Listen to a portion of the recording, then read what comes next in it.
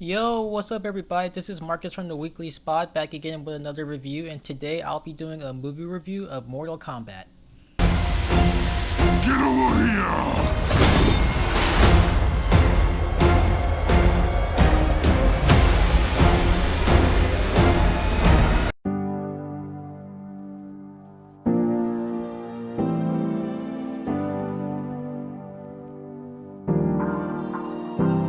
The film follows Cole Young, a washed up MMA fighter who is chosen to fight in Mortal Kombat, an ancient martial arts tournament that determines the fate of the world. And with Earthrealm losing to Outworld 9 times and needing one more win to merge and conquer Earthrealm, and hearing about an ancient prophecy that could prevent Outworld's victory, Sorcerer and Emperor Shang Tsung breaks the rules by trying to take out Earthrealm's fighters before the tournament.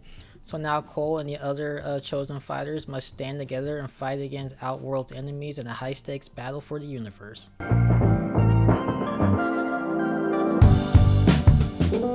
Mortal Kombat is one of my favorite fighting games. I like the characters. The story is ridiculous, but I love it, and I just think that whole universe is interesting. Now, before I played the games or really got into them, my first introduction was actually the Mortal Kombat film that came out in 1995. And video game movies, they don't have the best reputation, but this is one of those movies that most people say is one of the better video game adaptations. And I would have to agree because I thought the film was a lot of fun. And I also remember watching the animated movie that came out the same year, Mortal Kombat: The Journey Begins, which watching that now hasn't aged well, but as a kid I thought it was amazing.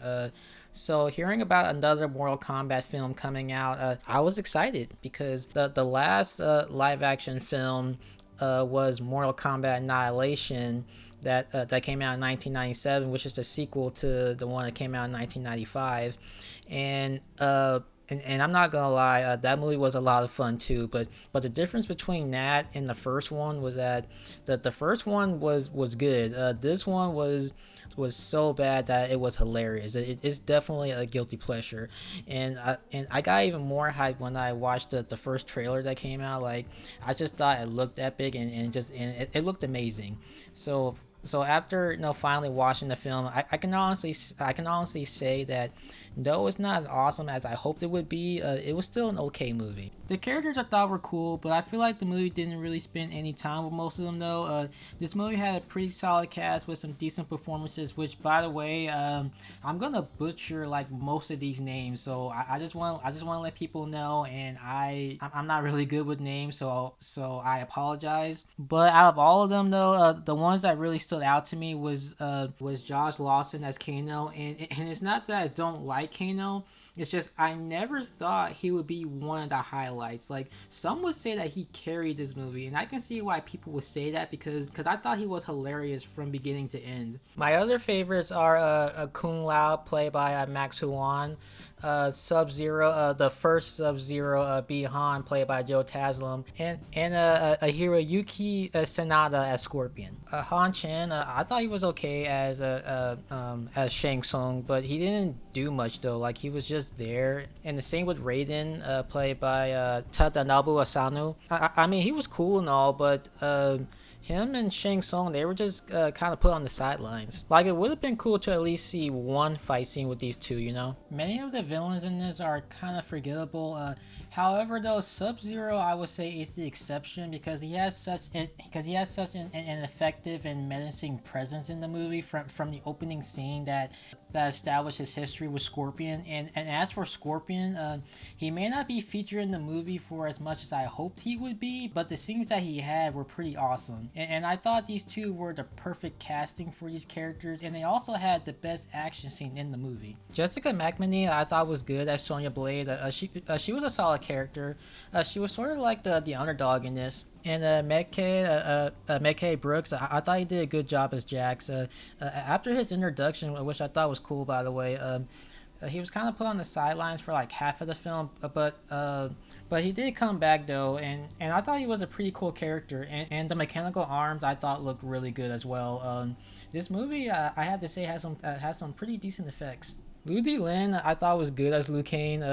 Mortal Kombat has a lot of characters. Some of them even being like the main protagonist. But Liu Kang has been the main protagonist for like most of the series. In this movie, he's not the main character. He's more of a supporting character, which I think is nice to give the guy a little break from the spotlight and see things from a different perspective. Max Long was awesome as Kung Lao. One of the coolest characters in this movie. I really like him and Liu Kang together in this. They were like the two badass mentors of the other fighters, and Kung Lao has one of the best moments in this movie. But they did do him dirty though. I'm not going to spoil it and say what happened, but if you've seen it, you probably know what I'm talking about. But still, Kung Lao, awesome character. Now the main protagonist in this, Cole Young, played by Louis Tan, who is an original character created for this movie. He's not featured in any of the games. Cole, Cole, I would say he's my least favorite character. I mean, you do get a pretty cool reveal that connects him to a well-known character, but that's really all he's got going for him, and they really didn't do much with that either. Now, the actor I thought did fine, nothing against him, but the character I thought was just not interesting. As for the rest of the characters, there's Melina, played by CC Stringer, Cabal, played by Daniel Nelson and voiced by Damon Harriman, Raiko, played by Nathan Jones, Natara, played by Mel Jarson, and Goro, voiced by Angus Sampson.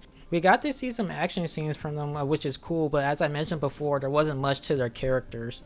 In the film, they introduced something new called the Arcana, which, in a brief explanation, is what gives the it's something that gives the characters their powers and abilities that you see in the games. Now I'm all for doing something different, but I feel like the whole Arcana concept was unnecessary. Now maybe I would have liked it better if it wasn't done so poorly, but I just feel like if the characters had their powers, their ability, their enhancements, etc., then I feel like it would have made things more simple and less complicated. Now all the fighting and the action scenes were awesome. I like how this movie made certain callbacks, nods, and references to the games, and I thought it was cool how they did that. And the thing that I really like and appreciate from this film, that this movie has an R rating and we see fatalities, and for those who don't know, the Mortal Kombat franchise is known for its over the top violence, and it definitely delivers on that. Like when the action starts, things get pretty bloody, gory, and violent, as it should be with Mortal Kombat.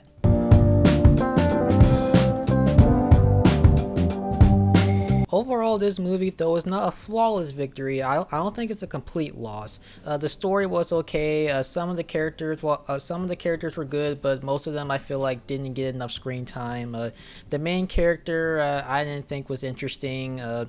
But the action, though, I thought was good. It had some pretty cool moments, and I like the nods and the callbacks and the references to the games. And the fatalities and the violence I thought were just awesome. I love it. And despite some of the negatives that I have in this movie not living up to the hype, I still had a lot of fun with this, and I am interested into seeing the sequel. So with that, I give Mortal Kombat a 3 out of 5.